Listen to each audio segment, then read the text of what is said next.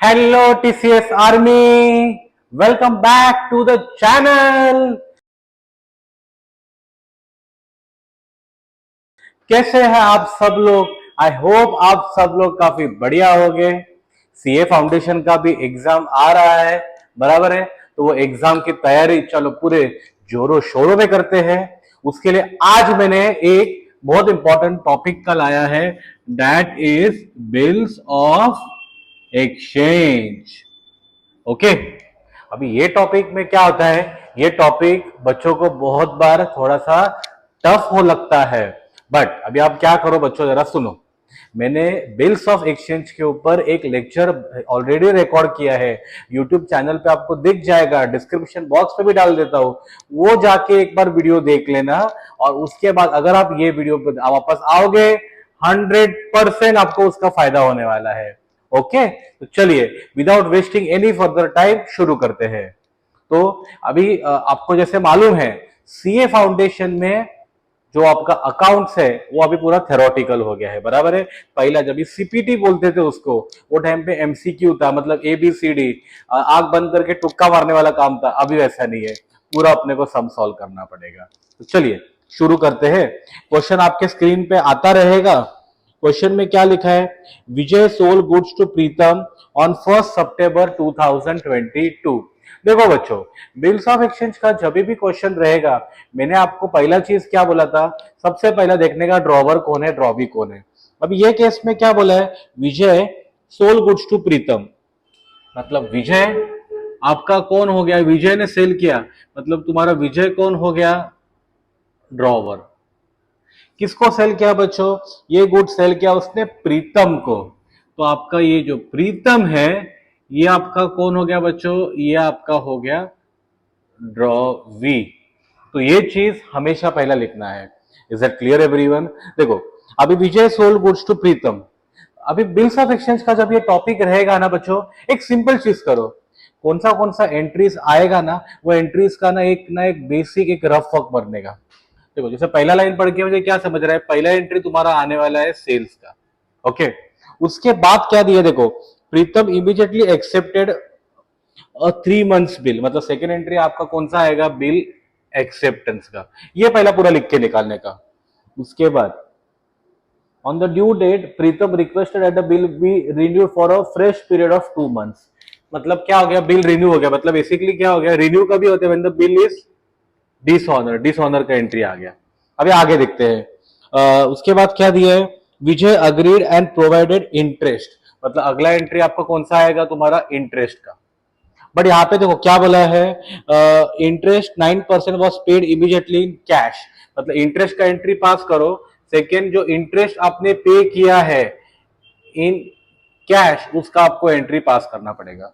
Okay, उसके बाद to this Pritam was agreeable and second bill, मतलब उसके बाद एंट्री पास करो बिल एक्सेप्टेंस का, न्यू बिल, एंड वो बिल तुम्हारा ऑनर हो गया, उसके लिए आपको एंट्री पास करना पड़ेगा ऑनर का।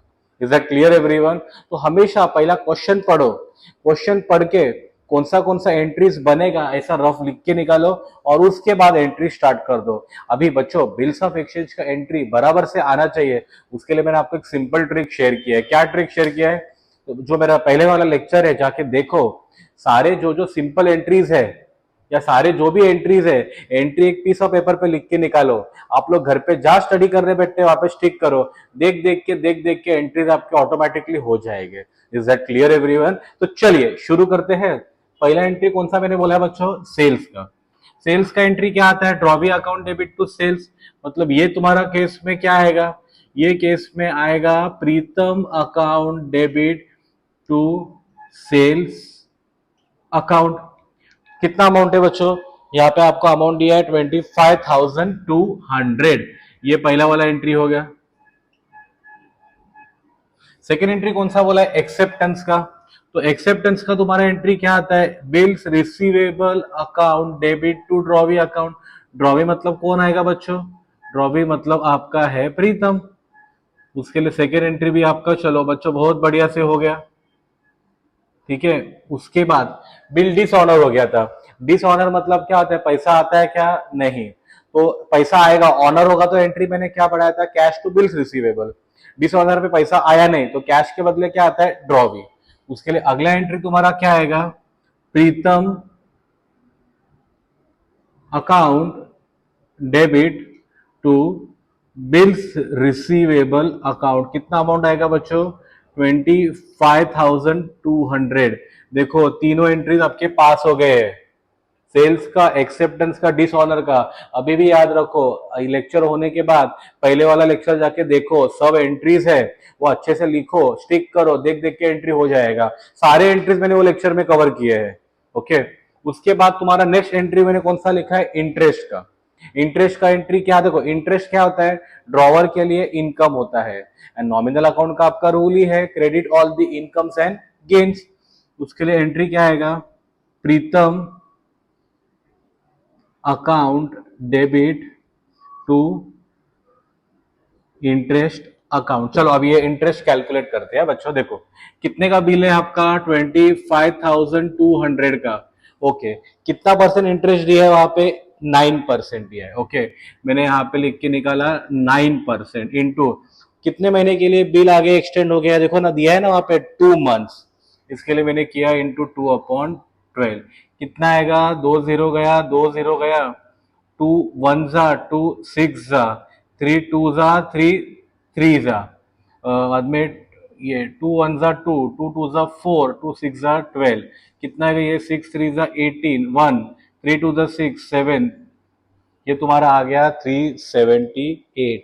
बच्चों एक छोटा सा मेरे से गलती हो गया है, मैंने यहाँ पे अमाउंट रॉन्ग लिखा है। ये अमाउंट आपका 25,200 नहीं है, क्वेश्चन में भी आपको दिखता रहेगा। ये आपका अमाउंट कितना है, 1,06,000। आई एम रियली सॉरी बच्चों, मैंने एक गलत अमाउंट देख लिया। तो ये आपका अमाउंट कितना है, 1,06,000। ओके, बस बाकी एंट्री सारे अपने बराबर है, पर मेरे सामने मेरे लैपटॉप ने गलत क्वेश्चन बताया, उसके लिए अमाउंट रॉन्ग हो गया। इसका भी कैलकुलेशन में खाली ये अमाउंट ही बदलेगा, मैं पूरा ही रब कर देता हूं। ओके, 1,06,000 इंटू 9% दिया था इंटू 2/12। ओके, सॉरी बच्चों, ये टेक्निकल ग्लिच के वजह से मेरे सामने रॉन्ग क्वेश्चन आ गया था। बाकी अपन जो कर रहे हैं अपन बराबर कर रहे हैं, अपन कोई भी चीज गलत नहीं कर रहे।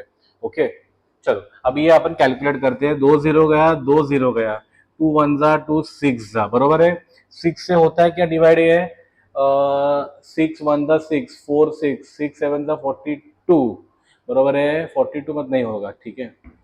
3 2 जा 6, 3 3 जा 9, ये हो गया। चलो 2 1 जा 2 5 जा 2 3 जा 0, कितना हो गया, 3 0 जा 0, 3 3 जा 9 एंड 5 3 जा 15। इंटरेस्ट उसके लिए आपको आ गया 1,590। Is that clear everyone?